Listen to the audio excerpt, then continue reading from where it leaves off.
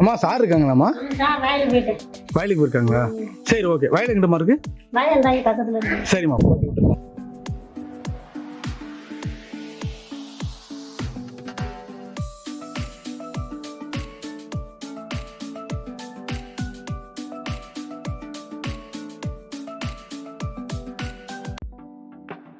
நண்பன் sir YouTube channel அனைவருக்கும் வணக்கம். சன் சமூகங்கிற குறும்பட இயக்குனர் நம்ம பார்க்க வந்திருக்கோம். அவர் இயக்குன குறும்படத்தை பற்றியும் அவரோட வாழ்க்கையை பற்றியும் நம்ம டிஸ்கஸ் பண்ணுவோம். வணக்கம் சார். உங்களை பற்றி சொல்லுங்கள் சார். உங்களோட பள்ளி கல்லூரி வாழ்க்கையை பற்றி சொல்லுங்கள் சார். ஒன்றுலேருந்து 8வது வரைக்குமே நான் உள்ளூர் ஸ்கூலில், அது கவர்மெண்ட் ஸ்கூல் தான். ஒன்றும் பெருசாக செலவெல்லாம் கிடையாது எனக்கு. அடுத்து 9th 10th அது Mathur school, Mathur higher secondary ஸ்கூலில் படித்தேன். ஸ்பெஷல் ஹையர் செகண்டரி ஸ்கூலில் படித்தேன். அங்கேயும் ஒன்றும் பெரிய செலவாக கிடையாது, அது கவர்மெண்ட் ஸ்கூலு தான். அதுக்கப்புறம் 11th 12th திரும்ப பாய்ஸ் ஹையர் செகண்டரி ஸ்கூலு, அங்கேயும் எனக்கு ஒன்றும் பெருசாக செலவு கிடையாது, நான் கவர்மெண்ட் ஸ்கூலில். அதுக்கப்புறம் திரும்ப காலேஜ் யூஜி அங்கே படித்ததுனால திருச்சியில் காலேஜ், அது கவர்மெண்ட் காலேஜ் தான். அதனால் அது இடையில இந்த மாதிரி நோட்ஸ் வாங்கணும், இல்லை பஸ்ஸாக இருக்குது, இந்த மாதிரி செலவு எதுவும் தேவைப்படுது, பாக்கெட் தேவைப்படுது அப்படின்னா நான் கேட்டரிங் போயிருக்கேன். குழந்தை மற்றும் பள்ளி வாழ்க்கை எப்படி சொல்லுங்கள் சார்? இங்கே தான் உள்ளூரில் படிக்கும்போது நான் தான் எல்லாத்துலேயும் சரி, ஒரு விளையாட்டு போட்டியாக இருக்கட்டும், இல்லை ஒரு படம் வரைகிற போட்டியாக இருக்கட்டும், படிப்புலேயும் சரி, ஏதாச்சும் ஒரு கலை நிகழ்ச்சி ஏதாச்சும் வச்சாலும் ஆண்டு விழா இருக்கணும், அதில் டான்ஸ் ஆடுறதா இருக்கட்டும், எல்லாத்துலேயும் பார்த்தா நம்பர் 1 இருக்கேன். Number 1, number 2, number 1, number 2, number 3 தான் இருக்கேன். ஏதாவது அதாவது எந்த பொருள் கலந்துட்டா நீங்கள் குறைஞ்சபட்சம் இப்படி தான் பரிசு வாங்கிருக்கீங்க. பரிசு படிப்புலையும் சரி, விளையாட்டு போட்டிலையும் சரி, படிப்பு விளையாட்டு மற்ற கலை சம்பந்த எல்லா துறையிலுமே இது ஒரு அச்சீவ் பண்ண முடியும். ஆனால் அதை விட்டு வெளியில படிக்க போகும்போது 9th 10th படிக்கும்போது எந்த அளவுக்கு நல்லா படிச்சோம்னா ஸ்போர்ட்ஸ் இல்லைன்னா அது அப்படியே குறைய ஆரம்பிச்சு. ஏன்னா உள்ளூர்ல இருக்கும்போது உள்ளூர் தான் நம்மளுடைய உலகம், உள்ளூர் நம்ம தான் ராஜா, நம்ம தான் திறமைசாலி நினைச்சிருக்கோம். ஆனா வெளியில போகும்போது வெளி உலகத்தை தெரிஞ்சுக்கும் போது நம்மளை தாண்டி நம்மளாம் சாதாரண, நம்மளை தாண்டி பெரிய பெரிய திறமைசாலிகள், பெரிய பெரிய அறிவாளிகள் எல்லாம் தெரிஞ்சவங்க வெளியில தந்துருக்கீங்க. அவங்க முன்னாடி போட்டி போகும்போது நம்ம படிப்பையும் சரி, கவனிட்டையும் ஸ்போர்ட்ஸும் சரி, எல்லாமே முன்னாடி போயிருந்தா பின்னாடி போக ஆரம்பிச்சு. படித்து முடிச்ச உடனே சென்னை போனீங்க, அந்த ஒரு வாழ்க்கை உங்களுக்கு அறிமுக வாழ்க்கை எப்படி இருந்துச்சு? இந்த மாதிரி ரொம்ப கஷ்டமாக தான் இருந்துச்சு. எல்லாரும் சொல்கிற மாதிரி தான் கஷ்டமாக இருந்துச்சு சொல்லுவாங்க. நான் மட்டும் அது வெளியில் கிடையாது, எனக்கு கஷ்டமாக இல்லைங்க, ஈஸியாக இருந்துச்சு நான் சொல்ல தெரியாது. நான் சென்னைக்கு போகிறேன் அப்படின்னா போகிறேன், டேரக்டரை பார்க்குறேன், சேர நினச்சி நான் போனேன். நான் என்ன நினச்சி போனேன்னா, நான் நினச்சது எதுவுமே நடக்கலை, நினைக்காததை நினச்சி அதையும் தாண்டியே நடந்துச்சு. ஓகேங்களா? ஃபஸ்ட்டு இப்போ சென்னைக்கு போனோன்னே எப்படி இங்கேருந்து நான் போகிறேன், ஃபஸ்ட்டு எனக்கு போனால் தங்க இடம் வேணும், 3 நாள் சாப்பிட வேணும், ஓகேங்களா, செலவுக்கு வேணும், என்ன பண்ண முடியும்? அதாவது பொதுவாக தமிழ் சினிமா பொறுத்தவரை சினிமா வாழ்க்கையை பொறுத்த வரைக்குமே முதல்ல வாய்ப்பு தேடி போகிற எந்த ஒரு இயக்குனராக இருக்கட்டும், நடிகராக இருக்கட்டும், யாராக இருந்தாலும் சாப்பாடு உணவு ரொம்ப கடினப்படுறாங்க, ரொம்ப கஷ்டமான இருக்கும். அந்த சூழல் நீங்கள் எப்படி எதிர்க்க முடியும்? அது மாதிரி பகுதி நேர வேலையாச்சும் பார்த்தீங்களா, சினிமா துறை சார்ந்த மாதிரி மற்ற வேலையை பார்த்தீங்களா? நீங்கள் எங்கே தங்கிருந்தீங்க, எப்படி இருந்தீங்க? முதல்ல இங்கேருந்து போய் ஒரு சின்ன ஹோட்டலில் வேலை பார்த்தேன், பெருங்குளத்தில். எங்கள் வீட்டு பக்கத்தில் ஒரு அண்ணன் சொல்லிவிட்டாங்க, அங்கே வேலை பார்த்தேன். ரெஸ்ட் நேரத்தில் தூங்க போவாங்க.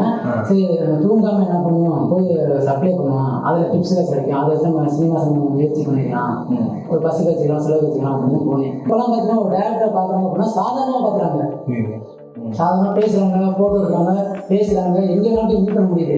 நான் போன காலகட்டத்திலாம் ஒரு டேரக்டரை பார்க்குறது எப்படின்னா ஒரு கடவுள். எந்த வருதுங்க சார் இருக்கும்? எந்த 2013 அந்த காலகட்டத்தில் ஒரு பெரிய ஒரு சிலபரிட்டியோ ஒரு இயக்குனரையோ முன்னாடியே எளிதில் அணுக முடியாமல் ரொம்ப சிரமமாக இருந்துச்சு. உடனே பார்க்க முடியாது, ஏன்னா அவரை பார்க்கறதுக்கு முன்னாடி பல பேர் தாண்டி தான் பார்க்கணும், பல கட்டங்கள் டிரைவர் பார்க்கணும். அதுக்கப்புறம் உள்ள போனோம்னா ஃபர்ஸ்ட் ஓப்பனிங்லேயே வாட்ச்மேன் கற்றுவாரு. அந்த வாட்ச்மேனை தாண்டி நம்ம போனோம்னா அங்கே பார்த்தீங்கன்னா மேனேஜர் இருப்பாங்க, ஆஃபீஸ் பாய் இருப்பாங்க, ஆஃபீஸ் பாயை தாண்டி போகணும், அதுக்கப்புறம் மேனேஜரை தாண்டி போகணும். இதெல்லாம் தாண்டி போய் தான் அதை தாண்டி உள்ள அவரை பார்க்கறது சாதாரண செய்ய. ஒரு ஸ்கூட்டி ஸ்பாட்ல கூட நேராக கூட ஒரு பெரிய விஐபி பார்க்க முடியும். ஆனால் நேரடியாக போய் பார்க்கும்போது வாய்ப்பு ரொம்ப குறைன்னு சொல்லுவாங்க. பார்க்க முடியாது. சார் பிஸியா இருக்காங்க, ஷூட்டிங்ல இருக்காங்க, சார் இல்ல அப்படின்னு சொல்லிடுவாங்க.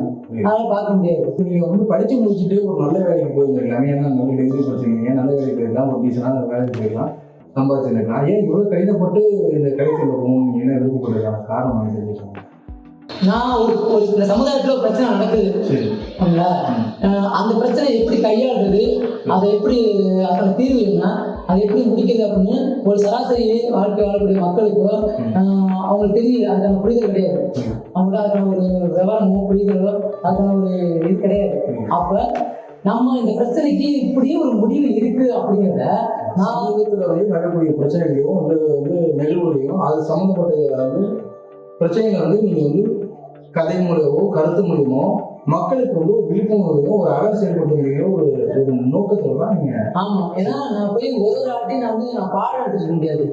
மாறுங்க, தெரியுங்க, இப்படி இருங்க அப்படின்னு நான் வந்து ஒவ்வொருத்தரையா போய் நான் வந்து பாடம் எடுத்துக்க முடியாது.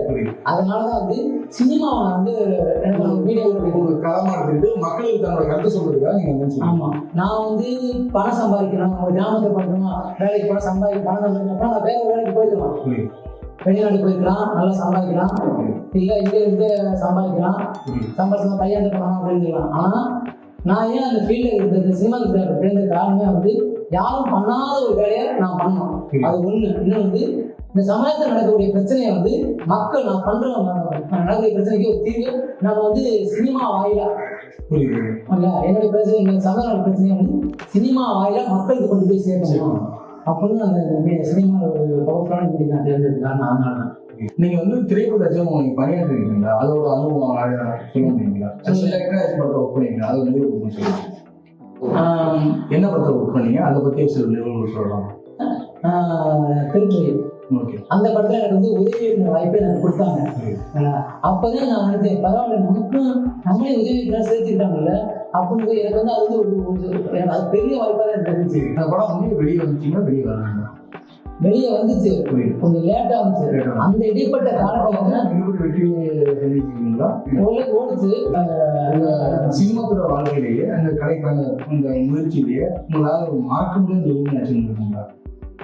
நிறைய வெற்றிகள், தோல்விகள், அவமானங்கள் அந்த மாதிரி மாற்றம்லாம் நீங்க சொல்ல முடியும். சொல்லிடுறேன். அந்த படம் திரைப்பட நினைச்சுங்க வந்ததுக்கு அப்புறம் நீ கேட்டதுக்கு நான் சொல்றேன் என்னன்னு சொல்ல. அந்த வந்துச்சு திரைப்பட படம் வந்து அதுக்கு இருந்துச்சு. அதுக்கப்புறம் நான் ஒரு 1.5 வருஷம் சினிமாவுக்கு வேண்டாம்னு ஒதுங்கிடுது. ஏன்னா நம்ம அஸ்டன்ட் வாய்ப்பே கிடைக்கல. அதுக்கப்புறம் கிடைச்சிது, அதுவும் பார்த்தீங்கன்னா வெளியே வராம இருக்கு. அப்போ நாங்கள் யோசிச்சது நம்ம வந்து அப்பா அம்மா பார்த்து குடும்பத்தை பார்த்து ஒதுங்கிடுவோம் அப்படின்னு இருந்து திரும்ப பார்த்தா பேப்பர் வந்துச்சு திருப்பி இங்கே பார்த்துருக்கோம். அப்போ நம்ம ஒரு தேட்டர் ரிலீஸ் ஆக போதா? அப்போ பரவாயில்லையே. அப்போ திரும்பவும் அந்த உள்ளூரில் அந்த இயக்குனர் வந்து வெளியில் வந்து எப்படி பார்க்கலாம், நீ திரும்ப முயற்சி பண்ணணும் அப்படின்னு உத்தேகம் வந்து அதுக்கப்புறம் திரும்ப ட்ரை பண்ணி. 2வது திரைப்படம் என்ன ஒர்க் பண்ணீங்க? அதோட அனுபவத்தை ஷேர் பண்ணலாமா? 2வது வந்து முதலாளி கருதியும் படம் ஒர்க் பண்ணி அசிஸ்டன்ட் டைரக்டரா. அதாவது முதல் படத்தை விட 2வது படத்தில் வந்து எனக்கு கற்றுக்கக்கூடிய வாய்ப்பு நிறையாவே கிடச்சிச்சு. நீ இந்த வேலை தான் பார்க்கணும், உனக்கு இந்த வேலை தான் கொடுத்துருக்காங்க அப்படின்னு கிடையாமல் எல்லா இதுலேயும் என்னை பார்க்க சொன்னாங்க. உண்மையிலேயே 2வது படம் ஒர்க் பண்ணது எனக்கு வந்து ரொம்ப ஒரு ஹாப்பி தான். அந்த 2வது படம் ஒர்க் பண்ணும்போது நான் நிறைய விஷயங்களை தெரிஞ்சுக்க ஆரம்பித்தேன். சினிமானா இப்படி தான் இருக்குமா, ஒரு டெக்னிக்கலாக இப்படி தான் ஹேண்டில் பண்ணுவாங்களா, ஒரு ஸ்கிரிப்டுங்கிறது ப்ராப்பராக இப்படி தான் கதை இப்படி தான் எழுதுவாங்க, திரைக்கதையெல்லாம் இதுக்கு எப்படிலாம் ரெடி பண்ணுவாங்க அப்படின்னு எனக்கு எல்லாமே ஓரளவுக்கு தெரிய ஆரம்பிச்சது அந்த இதில்.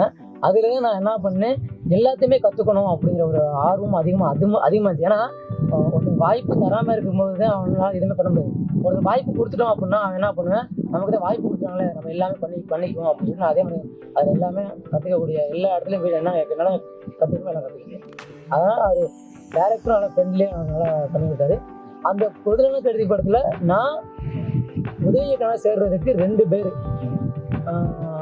ஃபஸ்ட்டு வந்து பார்த்தீங்கன்னா என்னுடைய நெருங்கிய நண்பர், நாங்களாம் ஒன்றா வேலை பார்த்தோம். அவர் பேர் வந்து சுந்தர் நடராஜன். அவர் தான் நான் இந்த படத்துக்கு ட்ரை பண்ணிட்டு இருக்கும்போது இல்லைன்னு சொல்லிட்டாங்க. அதுக்கப்புறம் நான் அவரை ஃபாலோ பண்ணிகிட்டே இருந்தேன். அவர் தான் வர சொன்னார். ஓகேங்களா? அப்புறம் வந்து மெயினாக உள்ளே போய் எனக்கு வாய்ப்பு கிடைச்சது காரணம் என்ன, தேவா. அவர் தேவா சார். அவர் தான் சொல்லிட்டு நான் அதை ஒர்க் பண்ணுறேன். நீங்கள் ஏற்கனவே 3 குறும்படங்களை பற்றி கொஞ்சம் சொல்லுங்கள். ஃபஸ்ட்டு வந்து எழுதுனது வந்து ஆக்ஷன் கட்டு. படித்த விவசாயி குறும்படத்தை பற்றி நீங்கள் சொல்லுங்கள், உங்களோட கருத்து. படிச்சுட்டு பல பேர் வந்து ஃபாரின் போகிறாங்க, அதுக்கப்புறம் கம்பெனிக்கு போகிறாங்க, ஐடி கம்பெனிக்கு போகிறாங்க. அது அவங்களுடைய விருப்பப்பட்டு போகிறாங்க, இல்லைன்னு இல்லை. இது இப்படியே தொடர்ந்து போனால் இன்றைக்கி வந்து என்னென்னா வந்து நிறைய பேர் கிராமத்தில் என்ன சொல்லியிருக்கேன், படிச்சுட்டு வந்து வெளிநாடு போப்பா, வெளியில் போப்பா, இங்கேருந்து கஷ்டப்படாத அப்படின்னு சொல்லுவாங்க. விவசாயம் அவனுக்கு விருப்பம் இருந்தால் விவசாயம் பண்ண விடுங்க. ஏன்னா விருப்பம் இல்லைனையும் பண்ண விடாமல் இப்படியே பண்ணிட்டு இருந்தால் இது இந்த இருக்கிற தலைமுறையோட விவசாயம் அழிஞ்சிடும். அது நான் படித்த வயசில் ஒரு ஸ்ட்ராங்காக ஒரு டேலாக்கே வச்சிருப்பேன். என்னன்னா வந்து இதனால தான் வச்சு இந்த ஒரு டேலாக் போதும். நான் இப்போ என்ன பேசியது ஒரே டேலாக் சொல்லுங்களா? அது இன்று நீ விதை விதைத்தால் நாளை உணவு, இல்லையேல் உணவு வெறும் கனவு. அதை பார்த்துட்டு நீ அதை நான் பண்ணி முடிச்சதுக்கப்புறம் எனக்கு தெரிஞ்ச எங்கள் ஊர்லேயே பார்த்தீங்கன்னா வெளியில இருந்து பார்த்தா படித்தவங்க விவசாயம் பண்ணுறாங்க.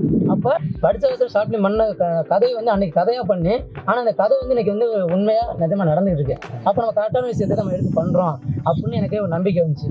சார், உங்களை அடுத்த குறும்படமான வாடகை புக்கு கதையை பற்றி நீங்கள் சொல்லுங்கள்.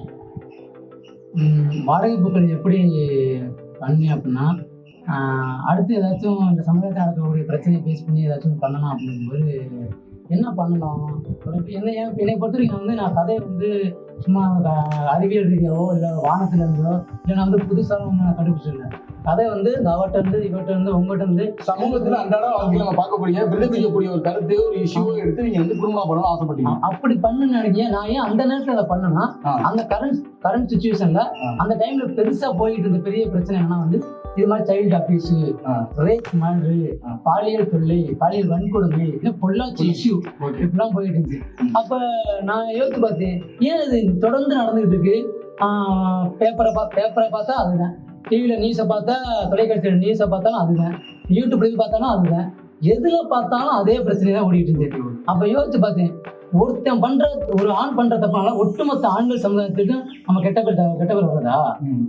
ஏன் இப்ப அதனால வந்து எல்லாருமே ஒழுக்கம் தருது நடக்கிறாங்களா அப்படின்னு யோசிச்சு பார்த்தேன். சரி, இதை எப்படி அவனை மாத்தலாம்?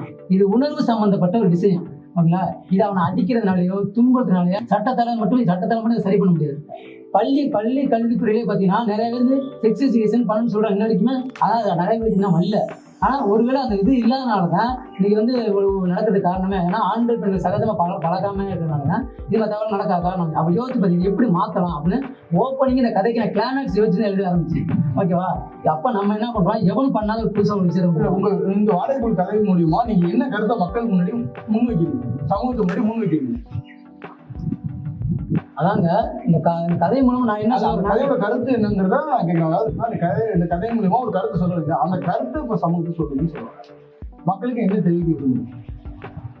அதாவது இங்க எதுவும் தவறும் கிடையாது, எதுவும் சரியும் கிடையாது. ஒவ்வொருத்தரும் சூழ்நிலை காரணமாக மாறுறான். ஓகேங்களா? அதனால எதையுமே வந்து ஒரு அடுத்தவங்களை ஒரு கட்டாயப்படுத்தியோ இல்லை அடுத்தவங்களை கஷ்டப்படுத்தியோ இல்லை அடுத்தவங்களை ஏமாற்றி துரோகம் பண்ணாதான் தப்பே தவிர, தனிப்பட்ட முறையில நீங்க ஒரு பொண்ணு நான் ஒரு பையன், ஓகேங்களா, அது மாதிரி நம்ம தனிப்பட்ட முறையில விருப்பத்தோட பண்ற தப்பு கூட தப்பு இல்லை. ஓகேங்களா? அதே மாதிரி நான் ஏன் அதை கொண்டு வந்த காரணம் என்னன்னா, நான் அந்த கதை எழுத ஆரம்பிச்சோன்னே இது ஏன் இந்த கதை கொண்டுனா, டெல்லி, மும்பை, கல்கத்தா பார்த்தீங்கன்னா இந்த ரெட் லைட் ஏரியா விபச்சார விடுதி. அதாவது மாஸ்டர் நீட்ஸ் தியரி என்ன சொல்லுங்கன்னா, உணவு, உடை, உறைவிடம், செக்ஸுங்கிறது மனிதனோட அடிப்படை தேவைன்னு சொல்லுது. உலகில் இதை சைக்கிள் தான் சொல்றாங்க. அதை வந்து நம்ம அன்றாட வாழ்க்கையில நம்ம சமூகத்துல எல்லாமே நம்ம ஃபாலோ பண்ணிட்டு தான் இருக்கோம். ஆனா நம்ம சமூக கலாச்சாரம், தமிழ் கலாச்சாரத்துக்கும் சில பண்பாடுகள் நெறிமுறையும் நம்ம நெருங்கி அதை நம்ம பின்பற்றி வந்து சரிங்களா? இப்ப மும்பை, கொல்கத்தாலாம் பண்றாங்க, அங்கெல்லாம் வன்முறை தாக்குதல் நடக்காம இருக்குன்னு சொல்ல வரீங்க? இந்த அளவுக்கு கிடையாதுங்க. இந்த அளவுக்கு கிடையாதுன்னு சொல்லுவீங்களா? நடக்குன்னு சொல்ல வரீங்க. நான் இன்னொரு கேள்வி, இது உங்க படத்துல இருந்து கருத்தை கேட்கிறேன். நீங்க அந்த மாதிரி விபச்சார விடுதிகளா நீங்க நடத்துறது வந்து அரசோ வந்து நடைமுறை முறை நடத்தும் போது வன்முறை குறையும் நீங்க சொல்ல வரீங்களா? ஆமாங்க, தனிப்பட்டுங்க. அது டைலாக் யோசிச்சு, அதாவது வயிற்று பசிக்கு உணவு கொடுக்க நீங்க இருக்கீங்க, அவன் வயசு பசிக்கு உணர்வை கொடுக்க நீ எவன் இருக்கா? ஒரு நீங்க சொல்லுங்க, நிறைய பேர் அவங்க உணர்வை எப்படி காட்டிக்கணும்னு தெரியல. ஒருத்தர் பணம் இருந்தும் எப்படி காட்டிக்கணும்னு தெரியல. அதனாலதான் வந்து தப்பு செய்ய வாய்ப்பு கிடைக்கும் போது தப்பு செஞ்சிடறேன். நான் என்ன கேட்கறேன்னா, 66 முதியவர் வந்து 6 குழந்தைக்கு எடுக்கிறாங்க ஒரு விஷயத்த, அப்படி சொன்ன விஷயத்த உங்க குடும்பத்தை நீங்க வச்சிருக்கீங்க. நான் என்ன கேட்கறேன்னா, அந்த 66 வயசுல கல்யாணம் பண்ணாமதான் தான் பண்றாரா? அவர் வயசுக்கு ஒரு பேரம் பேத்தி, குழந்தைங்க, பேத்தி எல்லாமே எடுத்திருக்காருல்ல, அப்ப அந்த தவறு செய்யறத நீங்க வந்து சரின்னு சொல்ல வரீங்களா? அதை நீங்க நியாயப்படுத்துறீங்களா? அப்புறம் நீங்க என்ன வேற சொல்றீங்க? நீங்க 6 வயசுல உணவு சாப்பிடலாம். உங்க நான் கேள்வி எதுவும் புதுசா கேட்கல, நீங்க எனக்கு பதில் சொல்லுங்க. அந்த பதில இருந்து நான் கேள்வி எடுக்கிறேன். 6 வயசுல உணவு சாப்பிடுறோம், அதே 60 வயசுல உணவு தானே சாப்பிடுறேன். அப்ப நீங்க 6 வயசுல உணவு சாப்பிட்டீங்க, 60 வயசுல பட்டினி கிடந்து செத்து போக நான் சொல்றேன் இல்லையே. அதே மாதிரி உணர்வும் அப்படிதான். உணர்வுக்கு வயசு கிடையாது, அப்படிதான் இருக்கு. அதனால அவனுடைய தனிமையை தீர்த்துக்கிறதுக்கு, அவனுடைய உணர்வை தீர்த்துக்கிறதுக்கு, அவனுடைய ஒரு சின்ன கொஞ்ச நேரம் சந்தோஷத்தை தீர்த்துக்கிறதுக்கு அவனுக்கு வந்து தனிப்பட்ட ஒரு இடம் தேவைப்படுது. உங்களுக்கு பத்தி சமூகம் என்னதான் சொல்லுது, நீங்க என்ன சொல்ல வரீங்க? அதை தாங்க நான் சொன்னேன். கல்வி சார்ந்தோ அறம் சார்ந்தோ தமிழ் சமூகம் வந்து அறம் சார்ந்த சில விஷயத்தை பேசல, அதை பத்தி நீங்க என்ன சொல்ல வரீங்க? அப்படின்னா வந்து ஒரு 6 கிழவனுக்கு வந்து ஒரு வயதான முதியோருக்கோ ஏதோ ஒரு இளைஞனுக்கோ தவறுன்னு என்ன தோணும், தவறு செய்யணும் என்ன தோணுனா தவறு செய்யணும்னு சொல்ல வரீங்களா? அதுக்கான வழிகால வந்து அரசோ சமூகமோ மக்களோ இது தவறுன்னு எப்படி இது அவன் அர்த்த மனத்தை கொள்ளையடிக்கானா இல்ல திருடானா? அவனோட உணர்வை தீர்த்துக்கிறதுக்கு ஏதோ ஒரு வகையில தேடிட்டு இருக்கேன். நான் சொல்றேன், நீங்க உங்க பணத்தை இருக்கு சார், அவங்களுக்கு சில அது அந்த பணத்தின் மூலியமா சில அடிப்படை தேவை தேவைப்படுது. அதுக்காக நீங்க எந்த கொள்ளையடிக்க சொல்ல முடியுமா? அதைத்தாங்க நானும் சொல்றேன். உங்களுக்கு பணம் தேவை இருக்கு சார், உங்களுக்கு வந்து உளவியல் தேவையோ பணம் தேவையோ உங்களுக்கு உணவு தேவை, அதுக்கு அடிப்படையா பணம் தேவை. பணம் உங்களுக்கு இல்ல, அப்ப கொள்ளையடிக்கிறீங்க சரி சொல்ல வரீங்களா? அது எப்படி சரி? அது அடுத்த உழைப்புல சம்பாதிக்கிற காசு கொள்ளட்டா தப்புங்க. இது வந்து அவன் பணத்தை வச்சு அவன் உணர்வை போய் தீர்த்துக்கிறான். இது எப்படி நீ தப்பு செய்யணும்? அப்ப அங்க உணர்த்திட்டானா இவனுக்கு அந்த எண்ணமே வராது. அப்ப அந்த கற்பு காப்பாற்றப்படுது. புரியுங்களா? இதெல்லாம் போலியான காதல் தடுக்கப்படுது, போலியான காதல் தடுக்கப்படுது. இதனால வந்து கற்பழிப்பு தடுக்கப்படுது.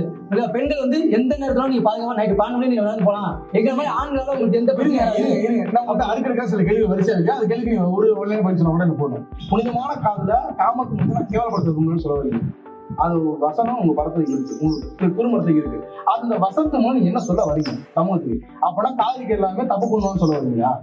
நான் எல்லாரையும் சொல்ல முடியாதுங்க. ஒரு சில பேரை தவிர மத்த எல்லாரும் அப்படிதான் இருக்காங்க. நீங்க கேட்டு பாருங்க, இன்னைக்கு என்ன சர்வே எடுத்து பாருங்க. லவ் பண்ணி மேரேஜ் பண்ணாங்க எத்தனை பேர்? லவ் பண்ணி மேரேஜ் பண்ணாங்க எத்தனை பேர் ஒன்னா சந்தோஷமா இருக்காங்க? அரேஞ்ச் மேரேஜ் பண்ணாங்க எத்தனை பேர் சந்தோஷமா லிஸ்ட்?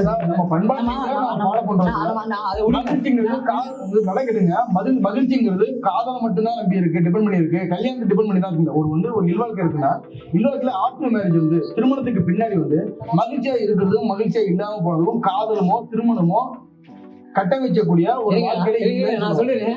நம்ம டாபிக் அந்த 2 பேருக்கும் சரியான புரிதல் தேவை. நம்ம டாபிக் வந்து காதலோ கற்போ கல்யாணமோ கிடையாது. சரி, ஓகே, நல்ல அந்த கேள்வி முடியுமா? இந்தியாவுல 100 கோடி மக்கள் இருக்காங்க, தமிழ்நாட்டுக்கு 7 கோடிக்கு மேல மக்கள் இருக்காங்க. நீங்க படத்தை எடுத்து அது ஒரு 1000 பேர் பார்த்து லைக் பண்ணாலும் அதை வந்து நீங்க உலக மக்கள் எல்லாம் ஏத்துக்கிட்டாங்கன்னு முடிவுக்கு நீங்க வந்துருவீங்களா? அப்ப பாக்குறேன் ஒரு ஆன் பண்ணிட்டு உங்க பாக்குறேன் தெரியாம யூடியூப்ல வீடியோ வருது பாக்குறேன் அது டிவிஸ் தானே வரும். கமெண்ட்ஸ் போட மாட்டேன், பிடிச்சா மட்டும்தான் கமெண்ட்ஸ் போடுவேன். அப்ப கமெண்ட்ஸ் அதே பொண்ணு தானே போட்டுருக்காங்க அதிகமா.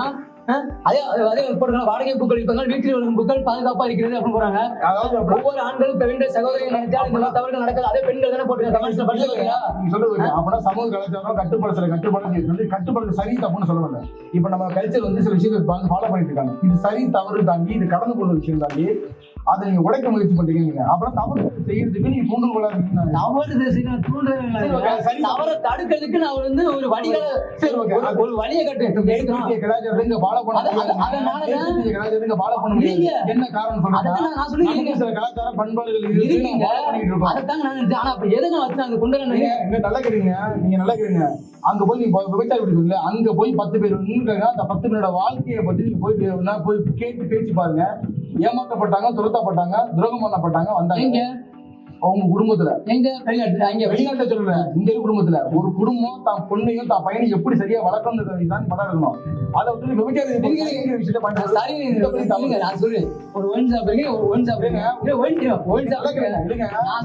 எல்லா ஆண்களும் போகணும் சொல்ல கிடையாது. யாருமே காதலிக்காதீங்க, இல்ல யாரும் காதலிக்காங்க, யாரும் கல்யாணம் பண்ணாதீங்க.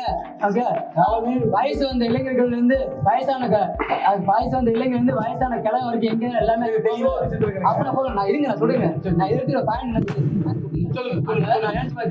அது பெட்டி கடை மாதிரி ஒரு 10 அடிக்கு ஒரு ஒயின் ஷாப், 10 அடிக்கு ஒயின் ஷாப் இருக்கு. அதே வழியாக எல்லாமே ஆண்கள் பெண்கள் எல்லாம் போறாங்க போறாங்க. ஆனாலும் என் பெண்கள் உள்ள போய் ஐயோ குடிக்கணுமே பார்த்துதானே போறாங்க. குடிக்காங்களா? இல்ல சரின்னு சொல்றீங்களா? அதுதாங்க நானும் சொல்றேன். அதுதாங்க உங்களுக்கு பதில் வந்து ஒரு முள்ள பிள்ளை இருக்க மாதிரி நீங்க கேட்ட கேள்வியிலேயே தான் நான் உங்களுக்கு பதில் சொல்லி ஆகணும். ஓகே, நான் வந்து உங்களை மறக்கிறதுலாம் கிடையாது. நான் என்ன அதே மாதிரிதான் நான் விபச்சார விடுதி தமிழ்நாட்டில் கொண்டு வந்தா நியாயமானது, எல்லாரும் ஏத்துக்கணும், இது சட்டமே அறிவிக்கணும், இது வந்து கரெக்ட். அந்த சார்ட்டு சொல்லவே இல்லையா, அந்த வாடகை கூப்பிட்ட கேரக்டர்ல எல்லா கேரக்டரும் வந்து ஒரு இடத்துல நல்ல காமிச்சிருக்கேன், ஒரு இடத்துல கெட்ட இல்லையா.